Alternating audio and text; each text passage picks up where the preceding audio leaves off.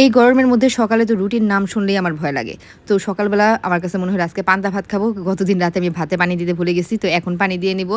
আর এটা হচ্ছে জলপাইয়ের ডাল, চাল কুমড়া রান্না করেছিলাম চিংড়ি মাছ দিয়ে আর টমেটোর চাটনি করে দিয়ে গেছে আমার হেল্পিং হ্যান্ড। আর ওরে বলছিলাম ডাল রান্না করে দিয়ে যেতে। ডালের ফোড়নটা পুড়ে ফেলছে। নরমালি ওর ডাল বেশ মজার হয়, কিন্তু আজকে এই ফোড়নটা পুড়ে ফেলছে। আমার রান্নাঘরে সকালবেলা প্রচুর গরম থাকে। পূর্বর দিকে জানালা একদম ডিরেক্ট রোদটা লাগে। এজন্য সকালবেলা এই গরমের মধ্যে নিজেও রুটি ছেঁকি না। আর মেয়েটারও বলছি যে রুটি বানানোর দরকার নাই। আর এই গরমের মধ্যে পান্তা ভাত খেতেই ভালো লাগে। তো ডিম ভাজি দিয়ে পান্তা ভাত খেতে কিন্তু আমার কাছে বেশ ভালো লাগে। আর সারাদিন শরীরটাও ঠান্ডা ঠান্ডা লাগে। আর দেখেন বাহিরে কি পরিমাণ রোদ। এই রোদের মধ্যে আমি আর সারাদিনের রান্নাঘরে ঢুকি না, একদম সন্ধ্যার পরে রান্না বান্না করি।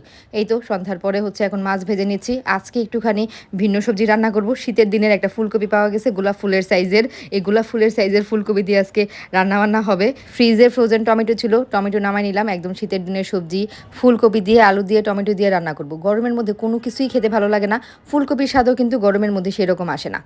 আর এই তো টমেটোগুলাই আইস থাকতে থাকতেই কেটে নিলাম। আইসটা গলে গেলে কিন্তু ফ্রোজেন টমেটো কাটা যায় না, এই জন্য আইস থাকতে থাকতেই টমেটোটা কেটে নিলাম। আর এই দিক দিয়ে হচ্ছে ফুলকপি আর আলুটা আমি একটু ভেজে নিয়েছি। এখন টমেটো সহ ভেজে কষিয়ে রান্না করে ফেলবো। শীতের দিনের সবজি খেয়ে যে পরিমাণ মজা, আর গরমের দিনে তো সবজি খুঁজতে খুঁজতে জীবন শেষ, যে কোন সবজিটা খাবো কোনোটাই কিন্তু ওইরকম ভালো লাগে না।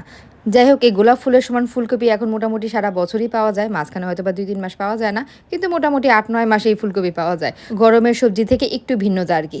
তো তরকারিটা কষিয়ে নিয়েছি, এখন হচ্ছে একটু ঝোল দিয়ে দিব। আর তরকারিটা হয়ে আসলে ধনিয়া পাতা দিয়ে নামিয়ে ফেলবো। আর প্রিয়র জন্য বিকেলের নাস্তা হচ্ছে কাপ নুডলস করে দিয়েছি। কাপ নুডলস রান্না করলে আমি কাপ থেকে নুডলসটা বের করে এরকম কাচের পাত্রের মধ্যে পানিটা দিই। কাপের মধ্যে আর গরম পানিটা দিই না, যেহেতু এটা প্লাস্টিকের থাকে এই জন্য।